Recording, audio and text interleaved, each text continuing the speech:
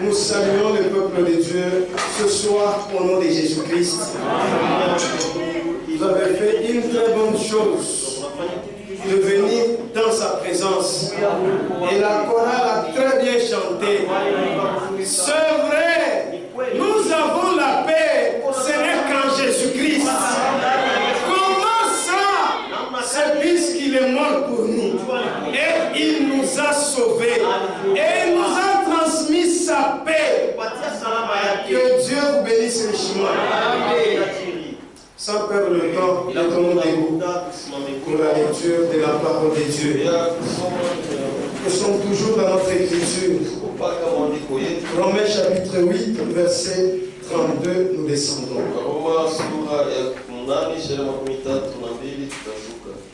Lui, qui n'a point épargné son propre fils, mais qui l'a livré pour nous tous, comment ne nous donnera-t-il pas aussi toutes choses avec lui? Qui accusera les élus de Dieu? C'est Dieu qui justifie. Qui les condamnera? Christ est mort. Bien plus, il est ressuscité. Il est à la droite de Dieu. Et il intercède pour nous. Il intercède pour nous. Qui nous séparera de l'amour de Christ? Sera-ce la tribulation, ou l'angoisse, ou la persécution, ou la faim, ou la nudité, ou le péril, ou l'épée? Rien ne peut nous séparer de l'amour de Christ.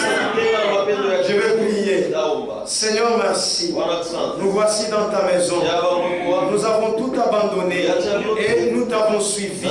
Seigneur, nous venons pour que tu nous parles. Mais Seigneur, pendant tout ce temps, nous avons penché de diverses manières. Pardonne-nous, Seigneur. Regarde-nous au travers de ton sacrifice. Et que, Seigneur Jésus, nous ne soyons pas condamnés, mais que nous soyons justifiés. Car, Seigneur, tu es mort pour nous. Et Père, fais que ces cultes aient ta marque. Merci pour tout, Seigneur. Porte-moi de la scène. Et que toi-même, Seigneur, tu prennes le contrôle du culte. Du début jusqu'à la fin, au nom de Jésus-Christ, te prions avec foi, en te souvenant de toute personne qui est en train avec une requête. Et que toi, Dieu, tu répondes à sa requête. Nous savons une chose. Lorsque nous venons dans ta présence, nous ne pourrons jamais y sortir tel que nous sommes venus. Car la Vierge d'Aaron avait bourgeonné et porté du fruit. Nous aussi, Seigneur, nous voulons bourgeonner, porter du fruit. Et que, Seigneur, qu'on puisse les consommer. Au nom de Jésus-Christ, nous te prions avec foi que tu vas le faire. Amen. Amen. Depuis mercredi, nous parlons d'un sujet intitulé Toutes choses, où nous possédons toutes choses en Jésus-Christ. Nous voyons que Dieu veut de nous une vie digne de repentance. La vie de la parole, la vie de sanctification, une vie sans reproche, comme celle que lui-même a vécue. Il nous a aimés en son Fils, nous qui étions pécheurs, pour que nous héritions ses promesses.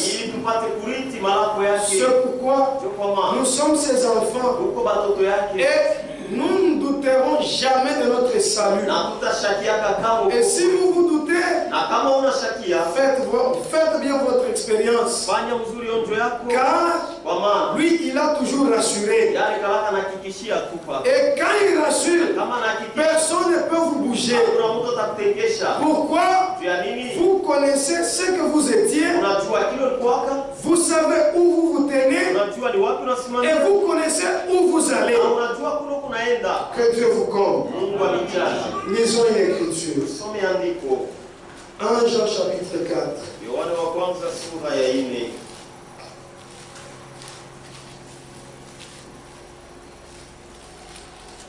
Verset 19.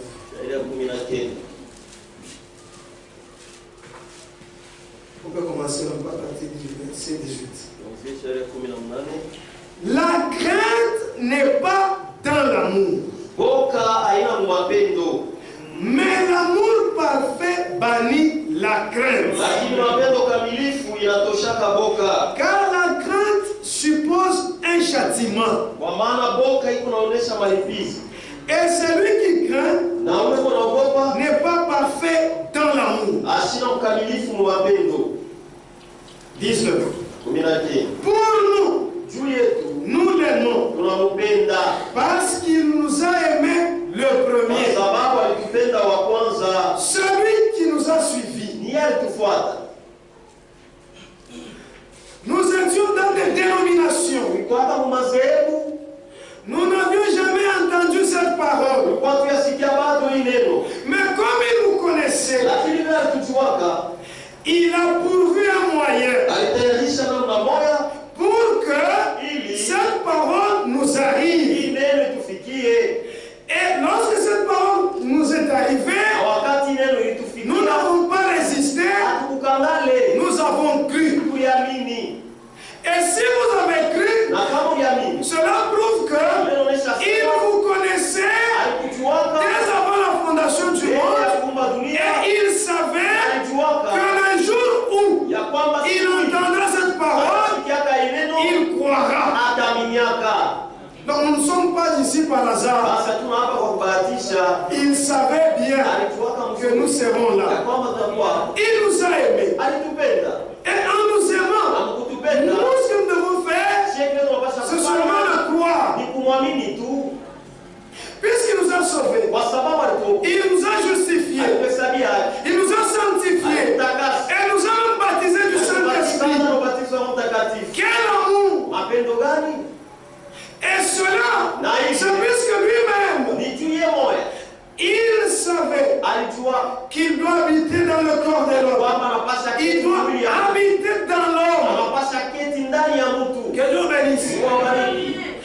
Dieu doit habiter en nous. Et lorsqu'il habite en nous, nous ne serons pas comme nous étions.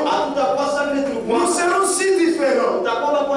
Et c'est pourquoi vous allez remarquer que comme Satan savait que Dieu va faire la demeure dans l'homme, lui aussi voulait qu'il puisse être dans l'homme. Mais jamais, il ne peut jamais, il ne le fera jamais. Pourquoi? Puisque lui n'a pas le pouvoir de créer. Que Dieu bénisse. Il n'a pas ce pouvoir-là. Mais c'est seulement Dieu qui a ce pouvoir. Et il dit, vos corps, ne savez-vous pas que vos corps sont les temples de Dieu? Lisons. Je vais dire, frère Franck. Le séducteur, Caïn, est le péché originel.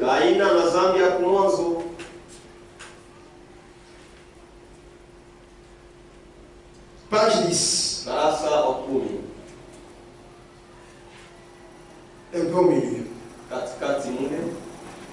La Bible est suffisamment claire. Elle nous révèle la vérité du drame qui s'est passé dans le jardin d'Éden. Sans qu'il soit nécessaire de consulter des écrits contemporains ou des écrits contemporains, C'est dans le temps. Ou des apocryphes des temps anciens. Pourtant, des telles découvertes, comme les déclarations d'hommes de science réputés, ne font qu'apporter une confirmation à la Bible. Pourquoi la semence du serpent devait-elle venir de cette manière? L'humanité n'avait-elle pas été créée pour Dieu? Ne devait-elle pas être le temple de Dieu? Satan savait aussi que le corps de l'homme devait être l'habitation du Très-Haut.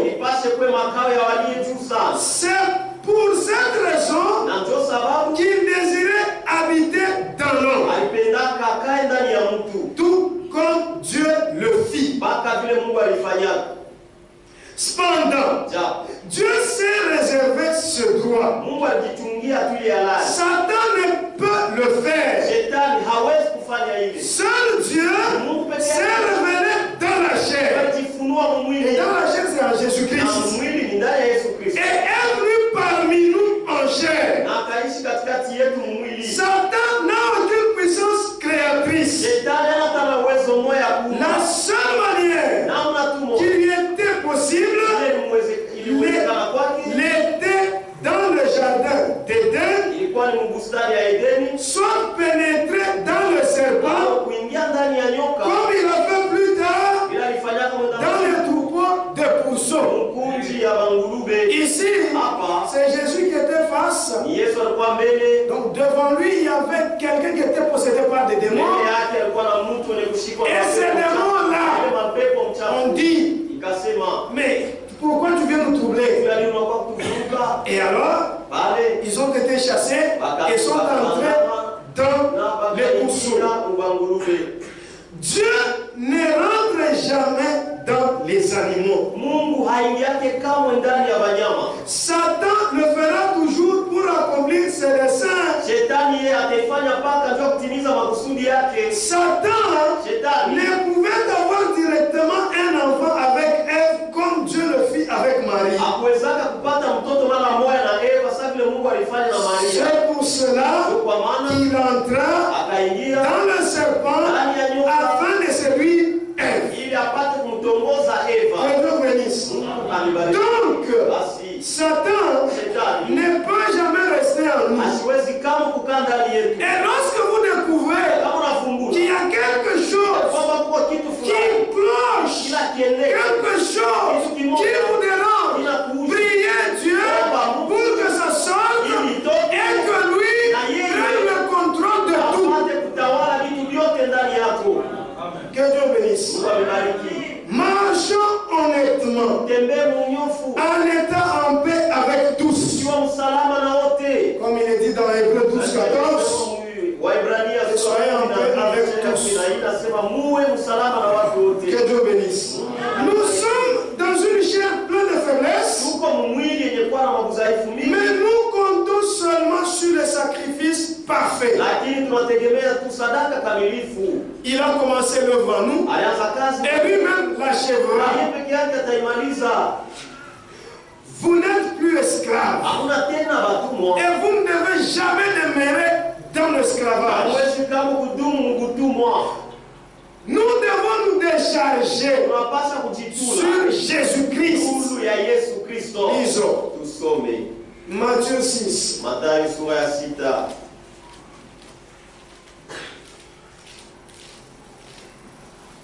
Matthieu 6.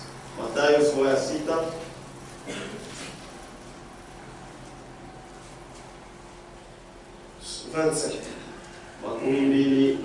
C'est pourquoi je vous dis, ne vous inquiétez pas pour votre vie, de ce que vous mangerez, ni pour votre corps, de quoi vous serez vêtus. La vie n'est-elle pas plus que la nourriture, et le corps plus que le vêtements. Amen. Frère, nous, ce qui nous préoccupe, c'est seulement, ce qui nous préoccupe, c'est seulement essayer de vivre la parole de Dieu. Mais le reste, lui-même prendra soin. La Bible dit, déchargez-vous de tous vos péchés, de tous vos fardeaux. Vous devez vous vider de tout pour que vous soyez saints, pour que vous puissiez lui être agréable. N'hébergez jamais les péchés ou les démons. Aujourd'hui, on peut seulement lui dire, regarde ton oreille. Demain c'était, et aujourd'hui c'est l'oreille. Demain ça sera autre chose. Et après, même dans le quartier, on dit c'est qui? C'est le frère là des insultes. C'est qui? C'est la soeur là des insultes. Et ça devient votre nom. Non, pourquoi? Parce que vous n'avez pas voulu arrêter. Pourquoi? Parce que vous avez gardé ces démons. Non frère, non soeur, le péché, il n'y a jamais de petits péchés et de grands péchés. Tout ce que nous faisons, qui soit contraire à la parole de Dieu, c'est un péché. Que Dieu bénisse. 1 Pierre. 1 Pierre 5.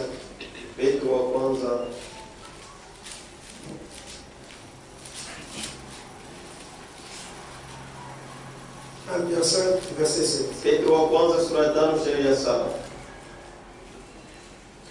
Et déchargez-vous sur lui de tous vos soucis, car lui-même prend soin de vous. Soyez sobre, veillez. Votre adversaire, le diable, rôde comme un lion rugissant, cherchant qui dévorer. Vous savez, le diable n'aime pas l'homme. Le diable vient, il te dit, ne parle pas à tel frère. Ne communie pas avec tel frère. Mon frère, quand vous dites, oui, je ne veux pas lui parler. Pourquoi? Puisque ça veut que je ne lui parle pas. Le frère te salue.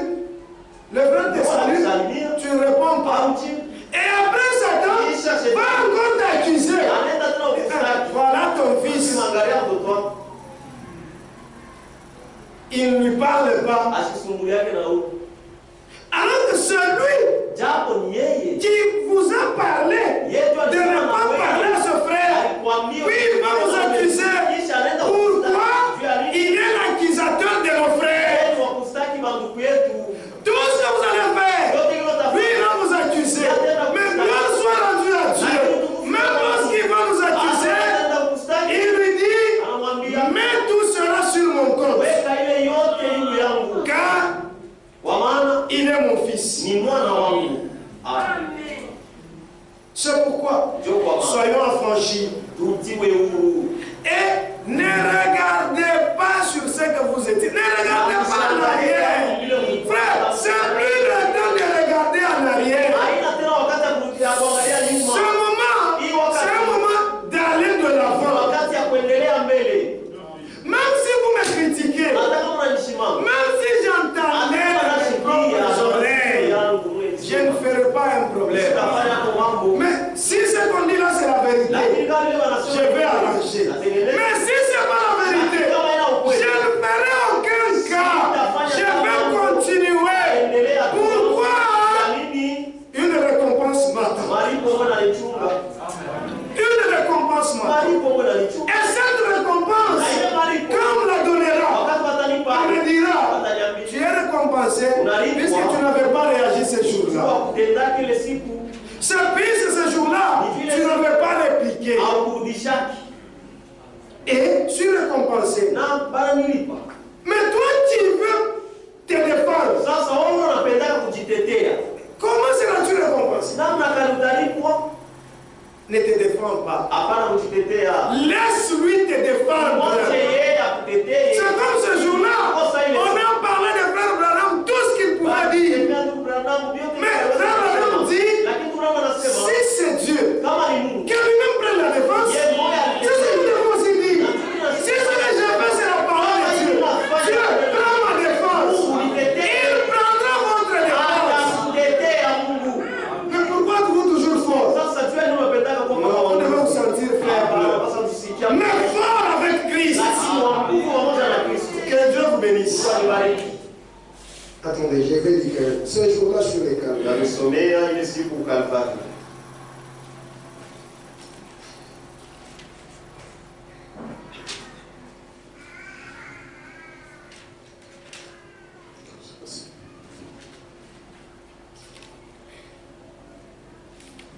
Paragraphe 50. Page 10, paragraphe 50. Enfin, un jour, c'est le jour du calvaire.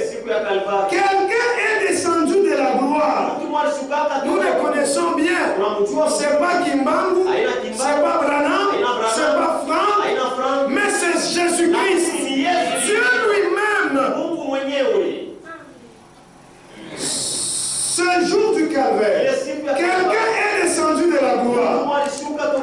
Quelqu'un du nom de Jésus-Christ, le Fils de Dieu, est descendu de la gloire et le calvaire a pris forme. Et ce jour-là, c'est ce jour-là que le prix a été payé. Et que la question du péché a été réglée pour toujours. Et c'est ce qui a ouvert le chemin vers cette chose dont nous avons faim et soif. C'est ça qui nous amène à un lieu de satisfaction. Aucun homme qui a déjà visité le calvaire, qui a vu ce qui s'est passé là-bas, ne pourra jamais plus être le même. Tout ce à quoi il n'a jamais aspiré, tout ce qu'il n'a jamais désiré, il le trouve quand il atteint cet endroit. Que Dieu vous bénisse. Lorsque nous arrivons là, tout est réglé. Que Dieu vous bénisse. Donc, ne retournons plus en arrière. Allons de l'avant.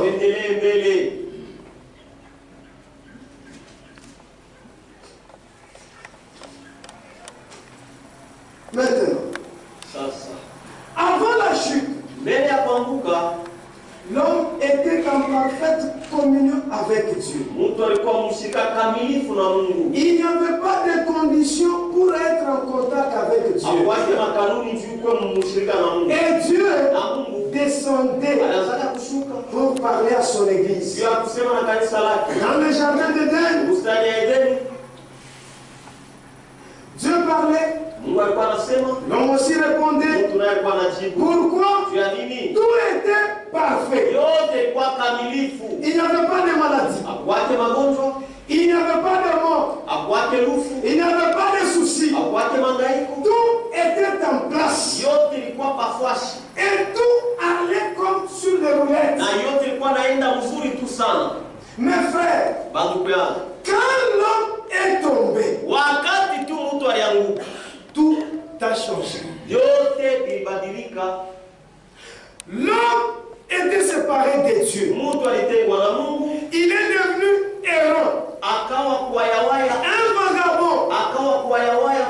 Montant des montagnes. Marchant dans les déserts. Pourquoi? Il croyait qu'il pouvait rencontrer Dieu afin qu'il lui parle. Mais c'est impossible. Pourquoi?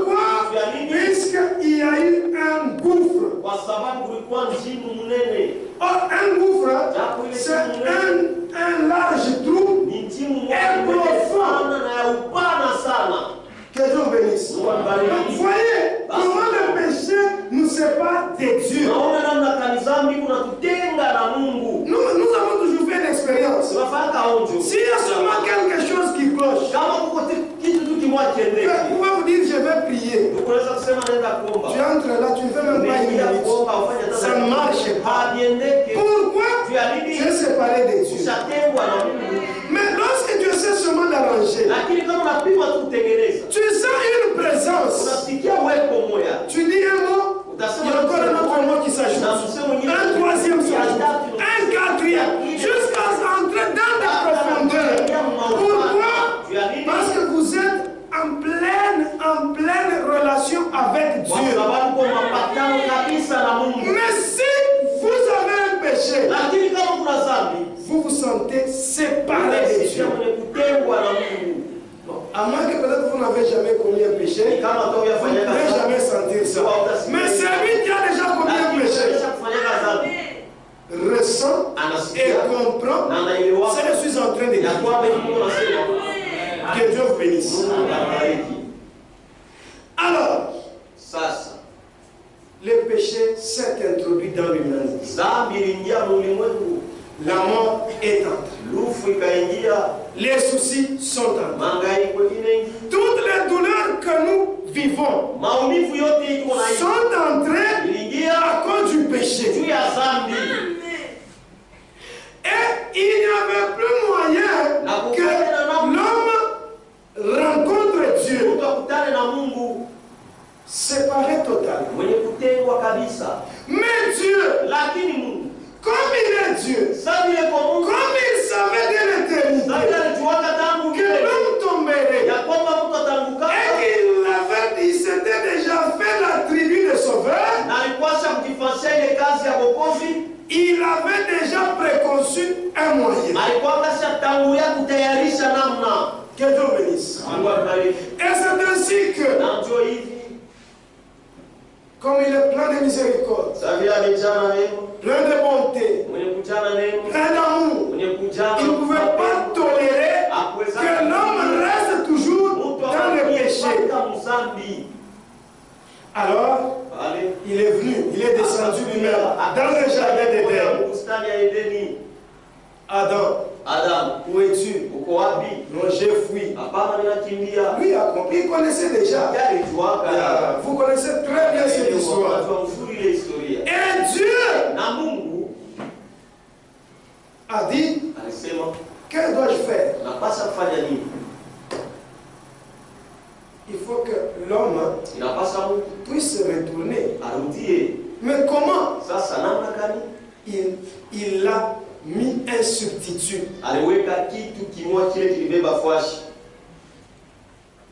Et il a égorgé un agneau. Et lorsqu'on a égorgé l'agneau, le sang a coulé. Et quand ce sang a coulé, je dis, ok, le sang. Et dès lors, le seul moyen par lequel nous pouvons communier avec Dieu, c'est par le moyen du sang. Sans le sang, il est impossible qu'on communie avec Dieu. Pourquoi? Le péché est entré par le sang. Parce que nous lisons dans Genèse chapitre 3. Comme Satan ne pouvait pas seulement venir comme ça, il a utilisé les serpents et l'humanité corrompue. Mais Dieu, lisons. Lisons. Genèse.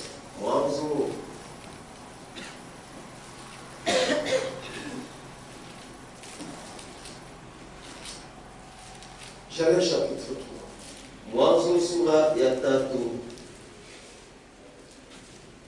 Là, le péché est entré. Alors Dieu avait déjà préconçu le moyen. C'est le moyen par le sang. Alors on lit verset 21. L'Éternel Dieu fit à Adam et à sa femme des habits de peau.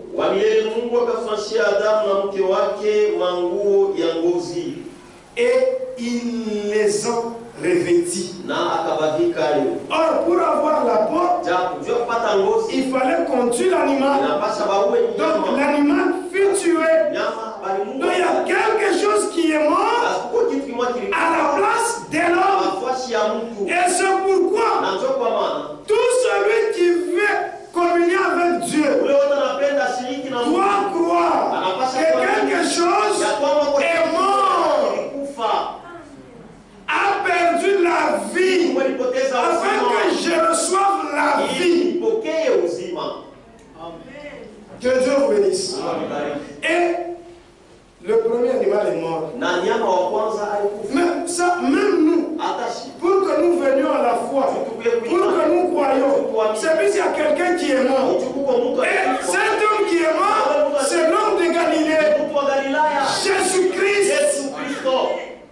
Il est mort, il a versé son sang, et nous avons trouvé le salut. Que Dieu vous bénisse.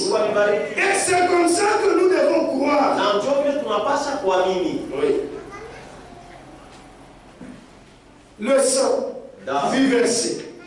L'agneau est mort à la place de l'homme. Et dès lors, Dieu exige le sang. Et c'est la première condition qui reste valable jusqu'aujourd'hui. C'est la première condition des dieux qui reste valable jusqu'aujourd'hui. Le sang. Le sang. Alors, la communion. Dans ce temps, l'homme pouvait égorger l'animal. L'animal meurt à sa place. Et quand l'animal meurt à sa place, il dit, mes péchés sont pardonnés. Mais ça n'enlevait pas ce désir. Ce désir restait toujours. Mais voyez, Dieu qui a mis ce principe-là du sang, l'homme n'a pas obéi. L'homme s'est fabriqué depuis Adam jusqu'aujourd'hui. L'homme s'est fait ou se fait son propre substitut. Dans le jardin d'Éden, Ève a porté les feuilles. Mais aujourd'hui, c'est l'instruction. Aujourd'hui, c'est l'instruction. Vous allez voir que les gens se créent ou se fabriquent un moyen pour communier avec Dieu. Mais sans le principe établi par Dieu. Dieu n'est pas comme ça. Nous devons laisser conduire par Dieu. Que Dieu nous conduise en nous donnant ses principes. Qu'il nous conduise en nous donnant ses principes. Que nous suivions cela. Lisons. La rédemption dans sa totalité, dans la joie. Paragraphe 65.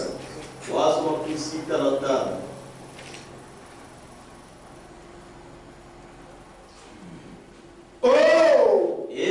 Comme Dieu sait bien faire les choses. Si nous suivons simplement, n'essayez pas de conduire Dieu. Laissez Dieu vous conduire. Voyez, c'est nous qui devons être conduits. Je pense que c'est pour cette raison que Dieu nous compare à des brebis.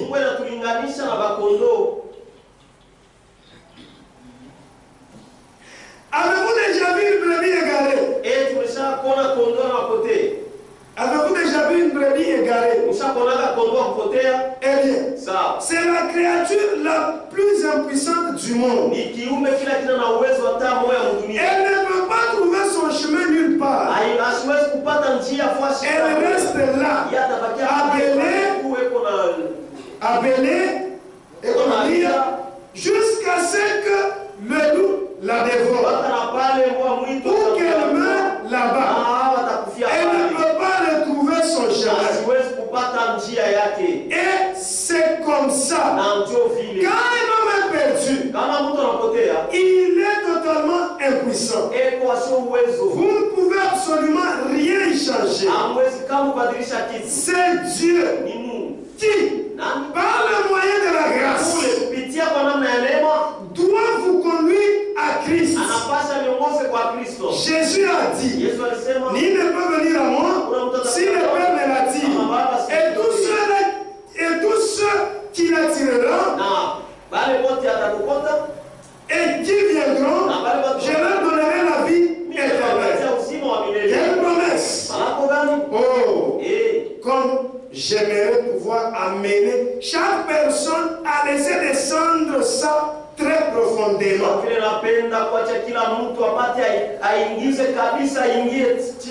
Sous la 5e côte du côté gauche. Jusqu'à ce que ça atteigne le centre de son cœur. Vous verriez les gens se lever.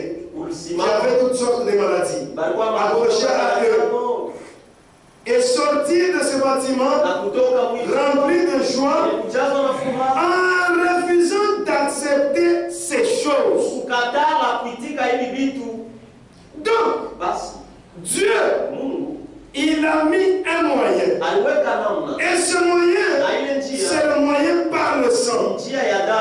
Et Dieu n'agrée l'homme que par le sang. Lisons d'abord quelque chose. Hébreu. Hébreu 9. Hébreu 9. Chapitre. Verset 22. Et presque tout, d'après la loi, est purifié avec du sang. Et sans effusion de sang, il n'y a point de pardon. Donc, pour que nous soyons en relation avec Dieu, nous devons croire ce qu'il a fait. Alors, l'homme est tombé. Dieu a mis un substitut. C'était quoi? C'était tuer l'animal, le sacrifice. Nous aussi, nous avons un moyen par lequel nous pouvons parler à notre Dieu. Et nous pouvons nous rapprocher de Dieu. C'est quoi l'œuvre de la croix? Mais nous, pour que nous croyions, nous devons prêcher la croix. Vous devez prêcher à la personne la croix. Prêchez à l'homme Christ crucifié. Puisque si vous ne lui prêchez pas Christ crucifié, il croira quoi? Que croira-t-il? Mais vous devez lui présenter la croix, comme il est écrit dans 1 Corinthiens. 1 Corinthiens. 1 Corinthiens. Chapitre 1, verset 18. La Bible dit ceci. Car la prédication de la croix est une folie pour ceux qui périssent. Mais pour nous qui sommes sauvés, elle est une puissance de Dieu. Que Dieu bénisse. Et disons aussi Frère Branham, toujours dans cette prédication, toutes choses.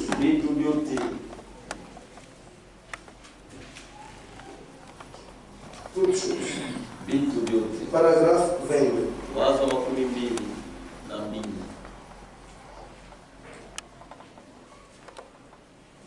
Encore.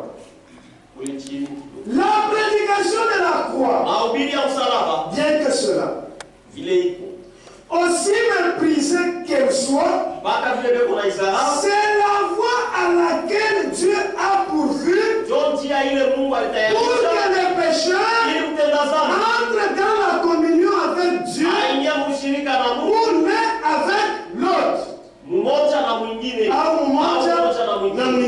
C'est juste. Que Dieu bénisse. Prêchons la parole. Une parole pure. La parole sans mélange, sans compromis. Et Dieu nous bénira. Que Dieu bénisse richement. La rédemption est dans le sang.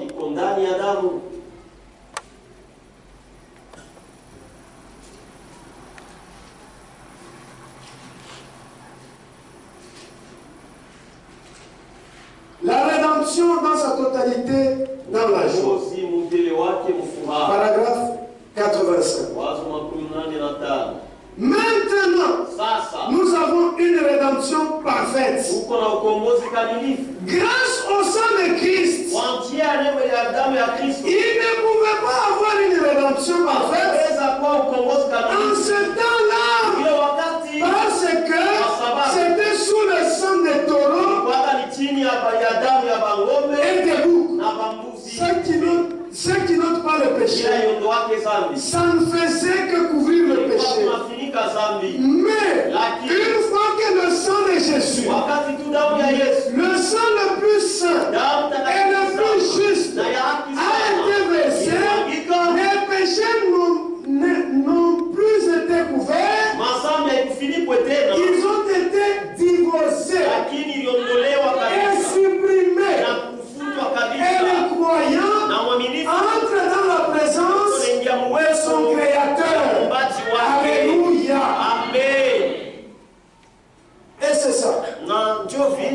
Sur l'Ancien Testament, les Juifs, ils offraient des sacrifices pour leur péché. Lisons.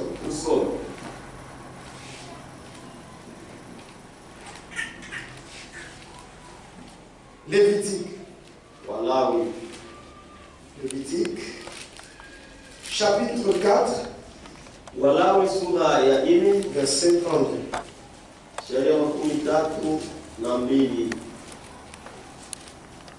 S'il offre un agneau en sacrifice d'expiation, il offrira une femelle sans défaut.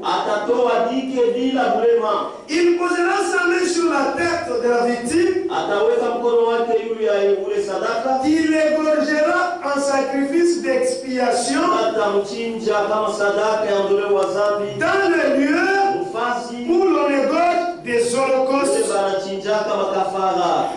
quand l'agneau mourait, l'adorateur disait, c'est moi qui devais mourir à la place de cet agneau. Que Dieu bénisse.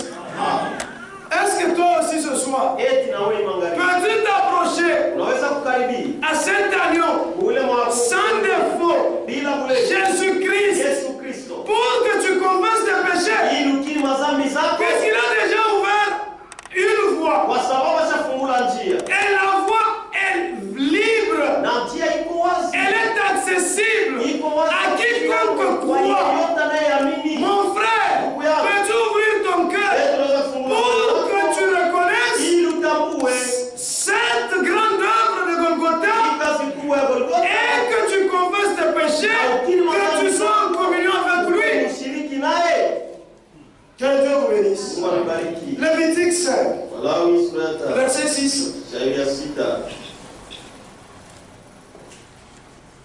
Où ça? Comment ça s'appelle? Celui donc qui se rendra coupable de l'une de ces choses fera l'aveu de son péché. L'aveu de son péché.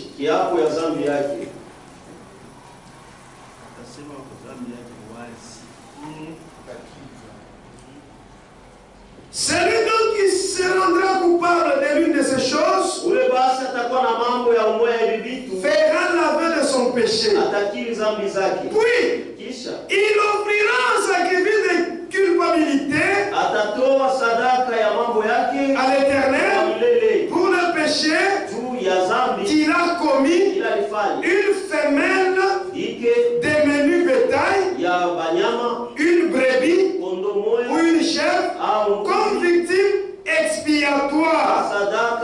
Et le sacrificateur fera pour lui l'expiation de son péché. Mais nous n'avons pas ces sacrificateurs humains. Nous avons des sacrificateurs divins. Jésus-Christ. Et ce sacrificateur, il est compatissant. Lui, il a même pitié pour nous. Il vient même nous chercher et nous fortifie même pour que nous allions de l'avant. Mais mon frère, prie seulement et il t'aidera. Il est là. Il n'a jamais échoué. Si toi ta vie n'est pas changée, c'est-à-dire que c'est toi qui es mauvais. C'est ta mauvaise foi. Tu ne peux pas seulement être obéissant. Puisque lui, il ne peut jamais échouer, non. Ou soit, vous avez été prédestiné à la perdition.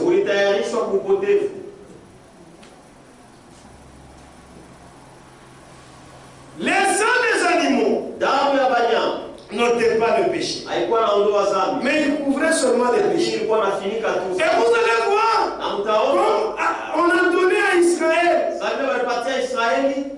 de fêtes pendant lesquelles il veut faire des sacrifices. Ou quand il a combien de péchés, il va offrir.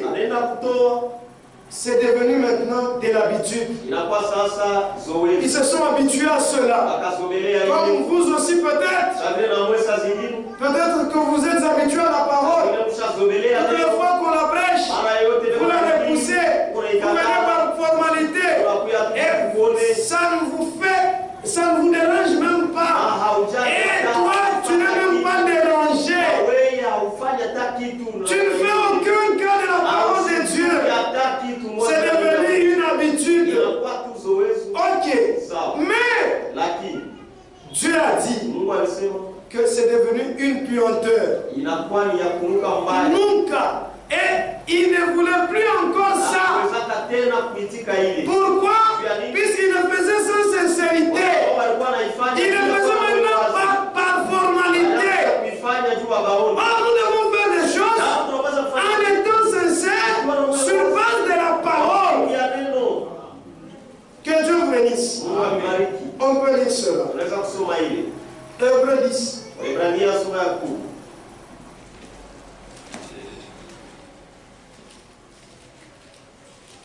Verset 1.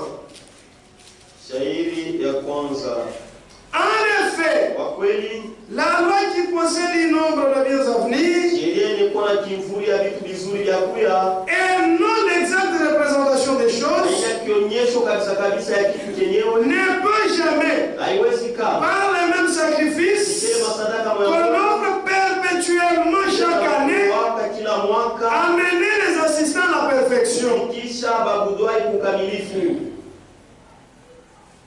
Et lorsque nous lisons dans Ésaïe, Ésaïe chapitre 1, Ésaïe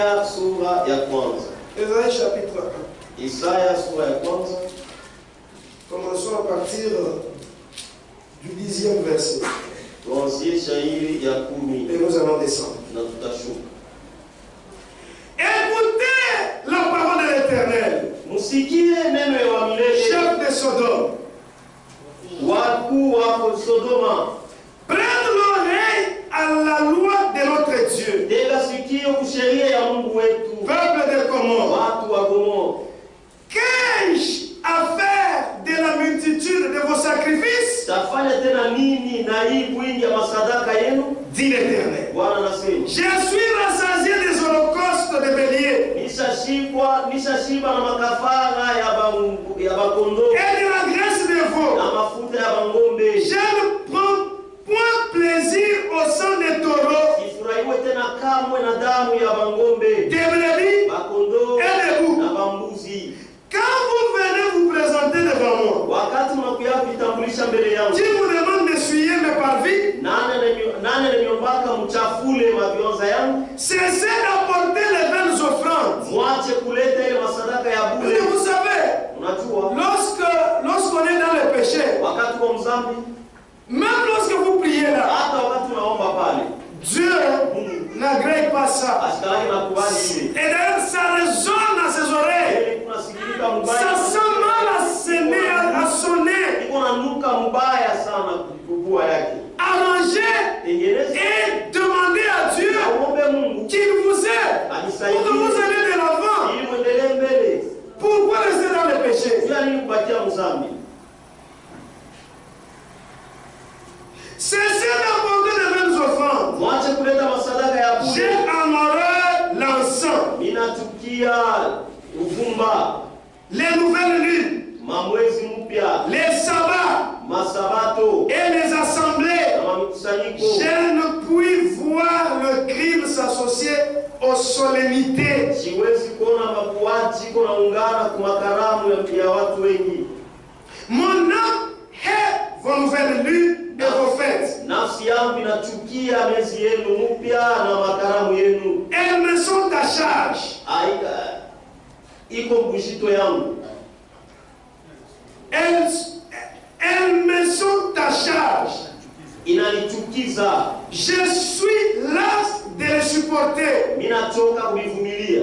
Quand vous étendez vos mains, Wakati unanyosha mikono je yenu. détourne mes yeux. Wakati unanyosha mikono Quand vous multipliez les prières, wakati mnazidisha maombi, je n'écoute pas. nisishikie. Vos mains sont pleines de sang. Mikono yenu shayala na damu. Maintenant écoutez 16. Sasa msikie 16. Lavez-vous, Nawe purifiez-vous, mujioshe. ôtez de devant mes yeux la méchanceté de vos actions. Oshe mbele ya macho yangu makukaiti ya matendo yenu. Cessez de faire le mal. Mwache kutenda mabaya. Apprenez à faire le bien. Mfundishwe kutenda mema. Cherchez la justice. Mtafutishe uwaki. Protégez l'opprimé. Mukinge mtu yuko na Faites droit à l'orphelin. Mwashi halali. C'est ce que Dieu veut. Yatima. Lavez-vous. Lavez-vous. Purifiez-vous.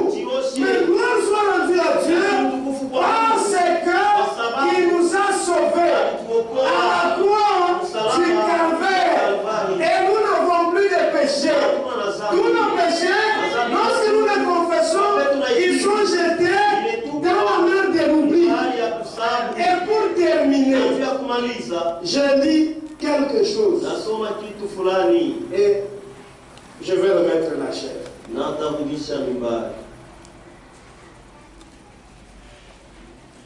Ce jour-là sur le calvaire,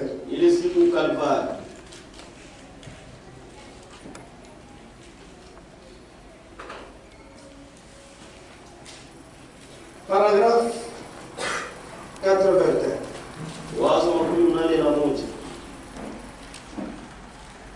Alors nous sommes libérés du péché. Par conséquent, nous ne sommes retenus dans aucune des chaînes du péché. Aucune. Dieu, c'est tout comme si nous n'avions jamais péché. Le sacrifice parfait a rendu parfait. En effet, Jésus a dit, soyez donc parfaits comme votre Père Céleste est parfait. Donc, il n'y a rien d'autre à faire, mais nous sommes rendus parfaits dans la présence de Dieu. Que Dieu bénisse nous. Donc mon frère, ce soir, si nous continuons à lire Ésaïe au verset 18, au verset 18, il est dit, venez et plaidons. Venez et plaidons. Parlons avec Dieu. Seigneur, je viens à toi. Écoute ce que je suis.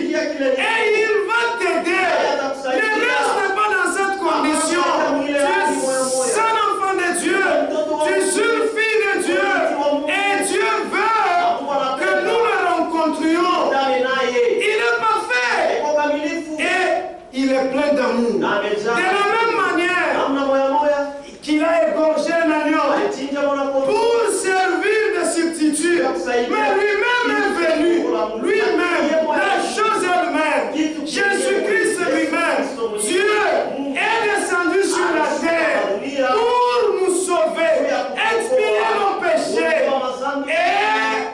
et il est la victime propitiatoire. Que Dieu vous bénisse, mes chers. Pour ce soir, nous disons merci à Dieu